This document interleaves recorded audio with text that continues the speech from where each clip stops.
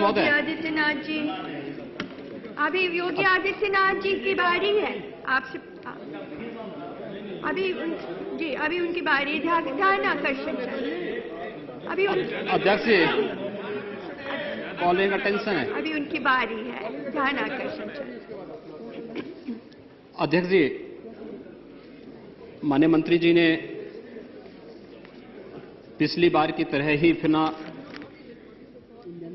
यहां पर एक लिखित वक्तव्य जो मंत्रालय के अधिकारियों ने दिया होगा वही पढ़ करके सुना दिया है।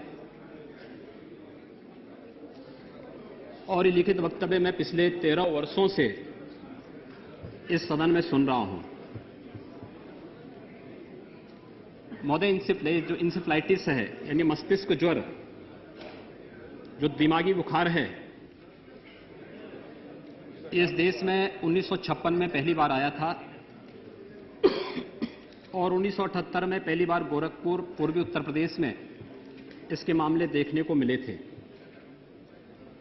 1998 से लेकर के लगातार कोई सत्र ऐसा नहीं जब मैंने इस सदन का और सरकार का ध्यान किसी न किसी नियम के तहत आकर्षित न किया हो। लेकिन मुझे अत्यंत खेद के साथ कहना पड़ रहा है कि जो पिछले 33 वर्षों से पूर्वी उत्तर प्रदेश में बच्चों की लगातार हो रही मौतें आखिर क्या प्रदर्शित करती हैं? क्या स्वस्थ जीवन जीने की आजादी पूर्वी उत्तर प्रदेश के मासूमों को नहीं, साल दर साल हो रही मासूम बच्चों की मौतें क्या प्रदेश और केंद्र सरकारों की उपेक्षा को प्रदर्शित नहीं करती है? 33 वर्षों में जो गैर सरकारी आंकड़े हैं उनके अनुसार पिछले 33 वर्षों में पूर्वी उत्तर प्रदेश के 7 जिलों में 1 लाख से अधिक मौतें हुई हैं और इतने ही शारीरिक और मानसिक रूप से अक्षम हुए हैं। पिछले वर्ष भी मैंने 31 अगस्त को इसी सदन में एक कॉलिंग अटेंशन के माध्यम से सदन का ध्यान आकर्षित किया था और माननीय आडवाणी जी ने भी उस चर्चा में हस्तक्षेप करते हुए सरकार से इस संबंध में प्रभावी कार्रवाई करने के लिए कहा था। लेकिन अत्यंत दुखद है कि जो आश्वासन 31 अगस्त 2010 को इसी सदन में माननीय स्वास्थ्य एवं परिवार कल्याण राज्य मंत्री ने दिए थे, आज तक उस पर अमल नहीं हो पाया। पिछले वर्ष जो इसी मंत्रालय ने मुझे पत्र भेजा था उसके अनुसार अगर आंकड़े मैं आपके सामने रखूं, 2005 में 6061 मरीज दिमागी बुखार के भर्ती हुए थे, जिसमें से 1500 की मौतें हुई थी। सन 2006 में 2320 मरीज भर्ती हुए, जिनमें से 528 की मौतें हुई। वर्ष 2007 में 3024 मरीज भर्ती हुए, जिसमें 995 की मौत हुई। 2008 में 3015 मरीज भर्ती हुए, जिसमें से 684 की मौत हुई। वर्ष 2009 में 784 बच्चों की मौत हुई और मेरे पास अकेले पूर्वी उत्तर प्रदेश के ब्याड़ी मेडिकल कॉलेज के आंकड़े हैं, जिसमें वर्ष 2010 में 3503 मरीज भर्ती हुए, जिसमें 514 की मौत हुई तथा इस वर्ष अब तक 3275 मरीज भर्ती हो चुके हैं और कल तक 624 बच्चों की मौत अकेले ब्याड़ी मेडिकल कॉलेज में हुई है। लगातार मौत हो रही है, मौत का सिलसिला अभी तक थमा नहीं है। लगातार 7 जिलों के आंकड़े में बता रहा हूं कि 625 मौतें कल तक अकेले ब्याड़ी मेडिकल कॉलेज गोरखपुर में होती हैं और ये मौतें तब हो रही हैं जबकि पिछले 13 वर्षों से मैं लगातार इस सदन का ध्यान आकर्षित कर रहा हूं। इस बीमारी, इस महामारी के बारे में लगातार मैं आवाज उठाता रहा हूं और मैं सरकार का ध्यान आकर्षित करता रहा हूं कि इस महामारी को इसको महामारी घोषित किया जाए, इसके उन्मूलन के लिए किसी राष्ट्रीय कार्यक्रम की घोषणा की जाए। महोदय, मेरे इस सदन में उठाने के बाद एनडीए सरकार में कुछ कार्रवाई प्रारंभ हुई थी और उसका परिणाम था कि 2004-05 के बाद वहां पर वैक्सीनेशन प्रारंभ हुए। वैक्सीनेशन के परिणाम सामने आए जेई के केसेस कम हुए हैं, 36% से वो घट करके आज 6% पर आ गया है। लेकिन जहां जेई से होने वाली मौतें कम हुई है, वहीं एंट्रो वायरस से होने वाली मौतें बढ़ी हैं, लगातार बढ़ी हैं। मौत के आंकड़े बढ़ते जा रहे हैं। हम लोग इस भंवर जाल में फंसे हुए हैं कि वो जेई है, वी है या एईएस है, और लगातार ये मौतें वहां पर होती जा रही हैं। सरकार ने 3 बार लगने वाले टीकों को केवल 1 बार 2 बार लगा करके छोड़ दिया। टीकाकरण भी मई जून में किया गया। ये बीमारी जो अक्सर होती थी, ये इस बार तो देखा जा रहा है पूरे साल भर मौतें हो रही हैं। अक्सर हम लोग देखते थे कि 15 नवंबर के बाद मौतें नहीं होती थी, लेकिन मैडम आज भी वहां मौतें हो रही हैं, लगातार मौतें हो रही हैं, लगातार 3-4 मौतें रोज हो रही हैं। इससे पहले जब जेई के केसेस ज्यादा होते थे तो उस समय केवल 15 नवंबर के बाद मौतें होनी बंद हो जाती थी, इंसेफ्लाइटिस के मरीज आने बंद हो जाते थे। लेकिन टीकाकरण जो फरवरी मार्च में होने थे, टीकाकरण जब भी हुए तो राज्य सरकार ने उन टीकाकरणों को टीकाकरण कराया मई जून में। बीमारी के केसेस आने प्रारंभ होते हैं 15 जून के बाद से, जुलाई प्रारंभ होने के बाद से, बरसात होने के बाद से। टीकों को एक्टिवेट होने में 3 से 4 महीने का समय लगता है, लेकिन टीकाकरण भी ईमानदारी से नहीं कराए गए। और जिन टीकों को 3 बार कराया जाना चाहिए था, उसको 1 बार करा करके सरकार ने अपनी तीसरी कर दी। टीके की जो निर्माता कंपनी है स्वयं कहती है, उसके रेपर में भी लिखा गया है कि इसको कम से कम 2 या 3 बार लगाना चाहिए। क्या सरकार का यह जो रवैया है कि एक बार टीकाकरण करने के बाद अपनी जिम्मेदारी से मुकर जाएं, तो क्या इस महामारी से मुंह मोड़ने जैसा नहीं है? क्या सरकार इस बीमारी को केवल उपचार मात्र ही चाहती है? क्या बचाव व उन्मूलन उसकी प्राथमिकता में नहीं होगा? 33 वर्ष बीत चुके हैं जब आज तक सरकार ये पता नहीं लगा पाई है कि पूर्वी उत्तर प्रदेश का मासूम किस वायरस का शिकार हो रहा है। वो जेई है, वी है या एईएस है। अगर सरकार के पास एक ठोस दीर्घकालीन राष्ट्रीय इंसेफ्लाइटिस उन्मूलन कार्यक्रम होता तो संभवतः बीमारी ऐसा भयावह दृश्य हम सबके सम्मुख प्रस्तुत नहीं करती। सच है कि बीमारी इस देश में तमिलनाडु में सन 1956 में आई, उसके उपरांत आंध्र प्रदेश, पश्चिमी बंगाल होते हुए 1978 में इसने पहली बार पूर्वी उत्तर प्रदेश में पैर फैलाए थे। अगर इस महामारी को पूर्वी उत्तर प्रदेश में रोका होता तो आज उत्तर प्रदेश के 35 जिले इससे प्रभावित नहीं होते। और जैसे कि माननीय मंत्री जी ने अपने वक्तव्य में कहा है कि देश के 19 राज्य और 171 जिले से प्रभावित हैं, लेकिन अगर गैर सरकारी उसको देखा जाए तो 26 राज्य इस बीमारी से कम या ज्यादा रूप में प्रभावित हैं। और लगातार ये बीमारी मासूम बच्चों को निकलती जा रही है। उन्मूलन की बात तो दूर, मुझे बीआरडी मेडिकल कॉलेज में जाने का अक्सर अवसर मिलता है उन मासूम बच्चों को देखने के लिए और इस बीमारी से पीड़ित बच्चों का हालचाल जानने के लिए। और जब मैं बीआरडी मेडिकल कॉलेज में जाता हूं तो मैंने देखा कि इस बार भी और पिछली बार भी वहां पर दवा के अभाव में मरे हैं। मैडम, ये चाहे केंद्र की सरकार हो चाहे उत्तर प्रदेश की सरकार हो, दोनों सरकारें अपनी प्राथमिकता गिनाती है कि हम गरीबों के लिए लड़ेंगे, किसानों के लिए लड़ेंगे, दलितों की बात करेंगे। लेकिन अत्यंत दुर्भाग्यपूर्ण है कि इस बीमारी से मरने वाले 99% बच्चे, 95% बच्चे जो मरने वाले बच्चे हैं वे बच्चे दलित परिवार के हैं, गरीब परिवार के हैं, किसान परिवार के हैं। ये सरकार उन दलितों के बच्चों को, उन गरीबों और किसानों के बच्चों को मरने से नहीं रोक पाई है। इस सरकार के वास्तविक चेहरे को प्रदर्शित करता है, प्रदेश सरकार के वास्तविक चेहरे को प्रदर्शित करता है कि एक तरफ इस देश का गरीब, इस देश का दलित, इस देश का जो अंतिम पंक्ति में बैठा हुआ व्यक्ति है वह दवा के अभाव में मर रहा है, लगातार दम तोड़ रहा है। केंद्र सरकार के मंत्री वहां गए थे, हमको सूचना नहीं, लेकिन प्रदेश सरकार के मंत्री को तो वहां जाने की फुर्सत नहीं हुई। मुख्यमंत्री की बात तो दूर, प्रदेश सरकार का कोई मंत्री वहां नहीं पहुंचा है। और इसीलिए महोदय, दवा के अभाव में पूर्वी उत्तर प्रदेश का मासूम दम तोड़ा है। राष्ट्रीय ग्रामीण स्वास्थ्य मिशन में लगभग 5,000 करोड़ रुपए वहां पर उत्तर प्रदेश में घोटाला होता है, लेकिन एनआरएचएम के दवा का अगर एक पार्ट उस दवा के उपचार के लिए वहां के सीएचसी, वहां के पीएचसी, डिस्ट्रिक्ट हॉस्पिटल्स के जीर्णोद्धार और उसके पुनरुद्धार के लिए खर्च किया गया होता तो दवा के अभाव में पूर्वी उत्तर प्रदेश का मासूम नहीं मरता, लेकिन लगातार मौतें होती जा रही हैं।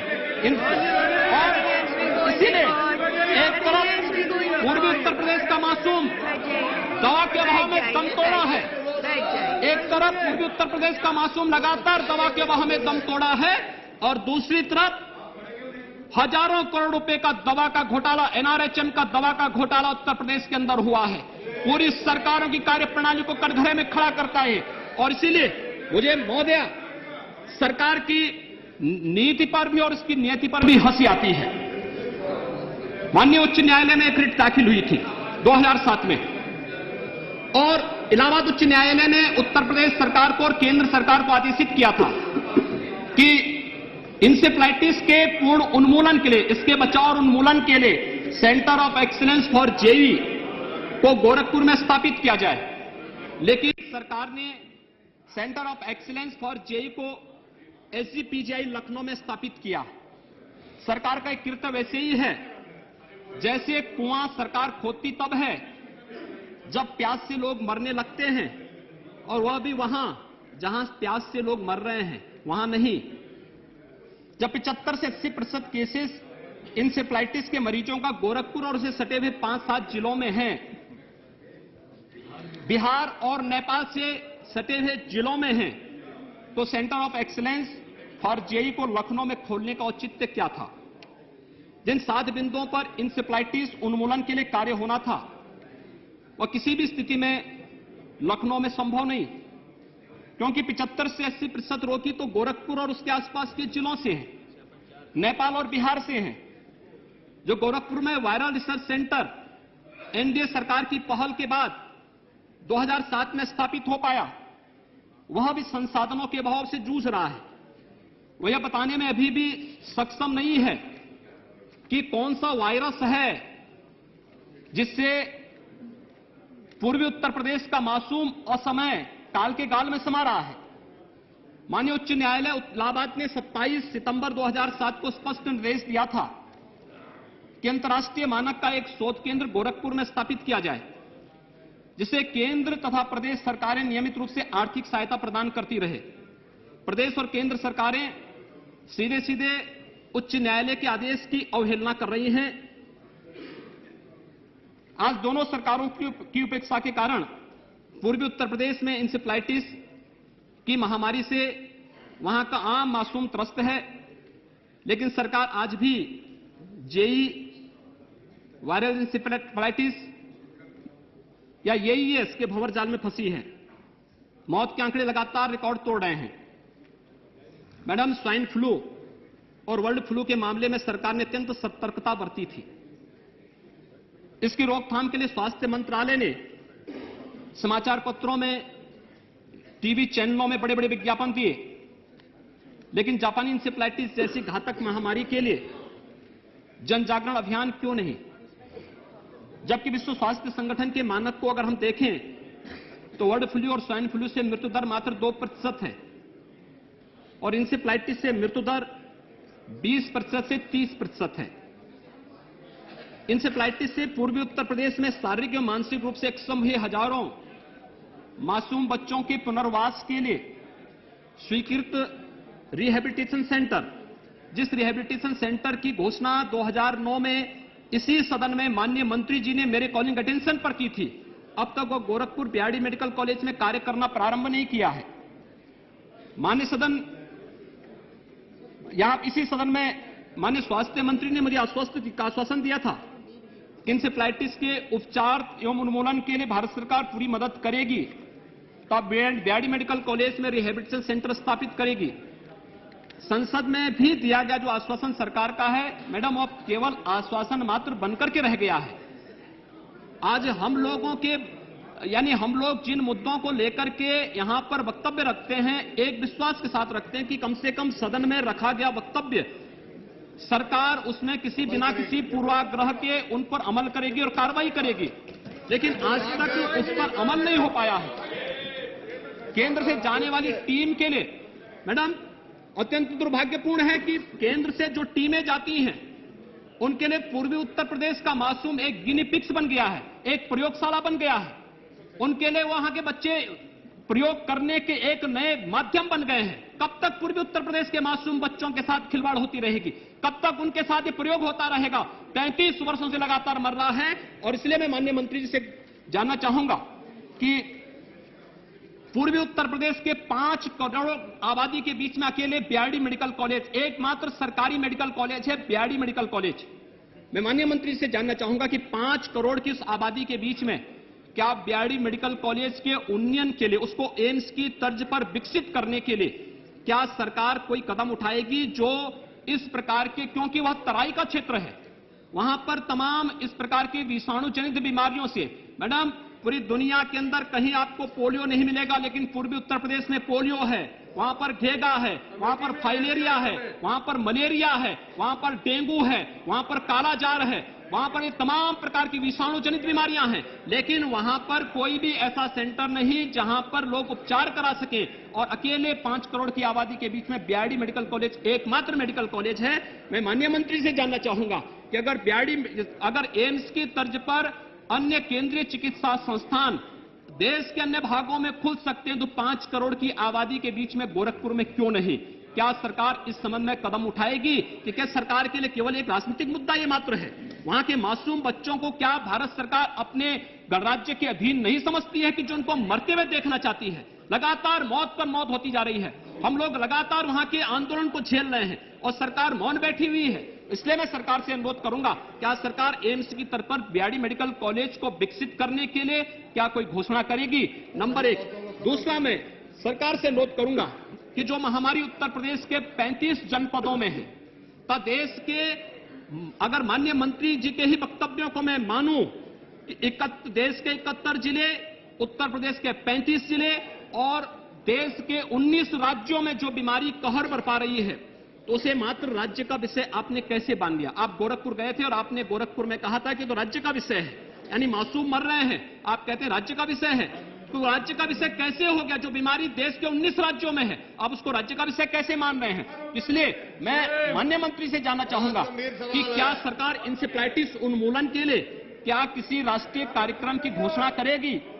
नंबर 3, मैं सरकार से जानना चाहता हूं कि गोरखपुर में स्थापित वायरल रिसर्च सेंटर को उच्चीकृत करके वायरस की पहचान के लिए सही कारक का पता लगाने, गोरखपुर समेत पूर्वी उत्तर प्रदेश को इस महामारी से बचाने के लिए किसी कार्य योजना की घोषणा सरकार करेगी?